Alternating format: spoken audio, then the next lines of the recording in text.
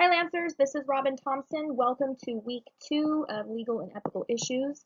This is going to be my weekly discussion for the various ethics theories. I hope you enjoy. This first theory that we're going to be talking about is Bentham and Mill and this idea of utilitarianism. These two are linked together because their writings kind of influenced each other, but there are some differences just basically in the centuries that they wrote in and just some of the social and political context. But the idea of utilitarianism is for the greater good. You want the greatest amount of good for the greatest amount of people without the impact to other people's beliefs or anything like that. Um, so this idea of utilitarianism, you kind of hear that a lot about, pleasure. It's, our morals. We want to do good for everybody. We can't just think for ourselves when we're making decisions. So you kind of have this pendulum here where you're weighing things, for the greater good. The second theory is Thomas Aquinas and the natural law concept. Um, he kind of fits more in line with some biblical uh, like close to our Bible, I should say. He wants us to love our neighbor as ourselves, and we kind of think of these things when we read the Bible. So this idea of natural law, it's one within ourselves. We're very human. We follow rules, and we measure the things that we do. We think with reason. We think about what we should do, what we shouldn't do. So there's a lot of going back and forth, you kind of base it also on opportunity and also the lack of opportunity. So you're constantly weighing different things, and you're using your human innate feelings to, uh, along with your intelligence, for this reasonability. You don't just do things for immediate gratification. He did talk about like there's these basic needs in life, which is life itself, marriage, knowledge, living in fellowship with others, practical, reasonable itself, knowing and relating appropriately to the transcendent cause of all being, value, normativity, and efficacious actions. So a lot of these things are natural, they're innate within us. We want to do good, and we want to help others, and we want to help the environment. We want to be responsible. We want to kind of have a good character.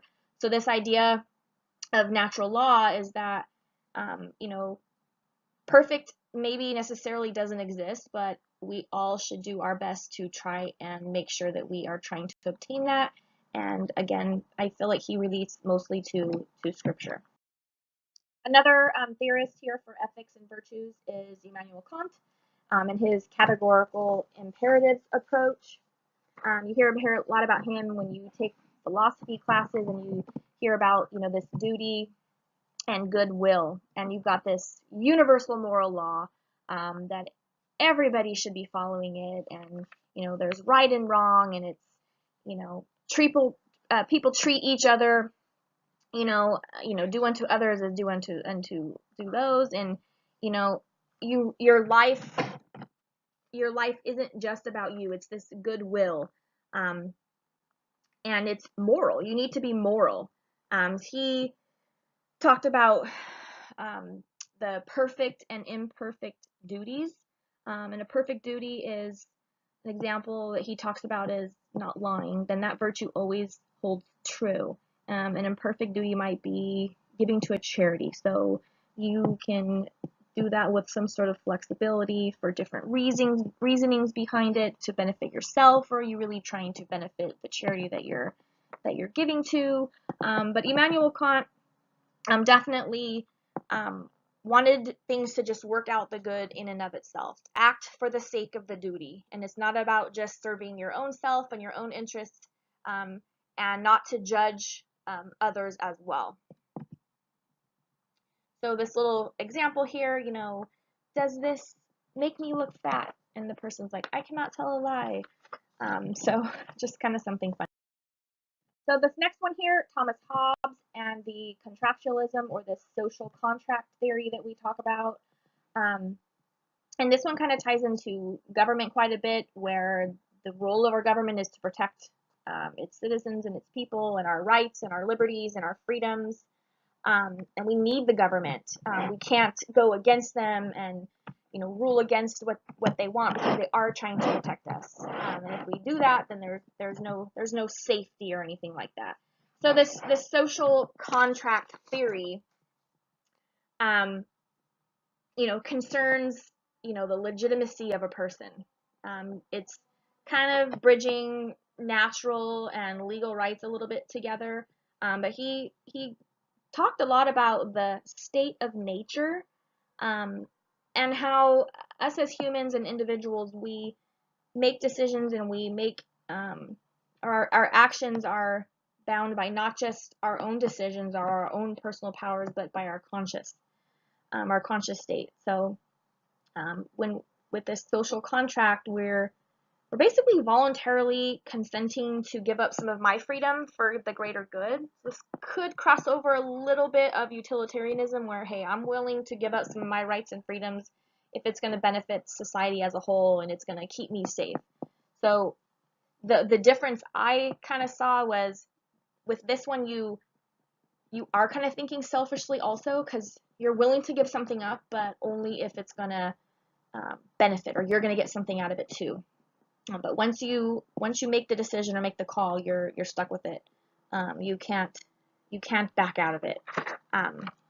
So that's Thomas Hobbes and the contract. So this last one here, virtue theory. What is virtue ethics? What does this look like in the real world of, especially for us in public administration roles? But it concentrates on the human character as itself. Like, how can we be a better person? And it makes someone look a lot deep down at their own character themselves. So when you're talking about virtues, you're also talking about your morals. And a lot of times within public administration, we've been taught and told that you don't make decisions based on your own beliefs and your own ways of thinking, but that you have to set that aside and you're making decisions for society as a whole. So you are, thinking morally and ethically, and you're trying to place emphasis on those things. And you can do those things, but you have to make sure that you separate that not just from yourself. It can be very complex, and it's a good trait to have. I think everybody has virtues, and they just have to choose which ones they're going to follow. So that's the breakdown this week of the different virtues and theories that we have surrounding ethics. Ethics is everywhere, whether it's in our personal lives, our public lives, professional lives. We constantly have to be thinking about what we're doing, why we're doing it, and perception, especially in the public sector. Public sector perception is very key. People are constantly watching you, whether you realize it or know it or not. So that's it. I hope you guys enjoyed my presentation this week, and I look forward to listening and watching to the rest of yours. The ones I've looked at so far are amazing, and I think we're all doing a great job, and I will talk to you next week.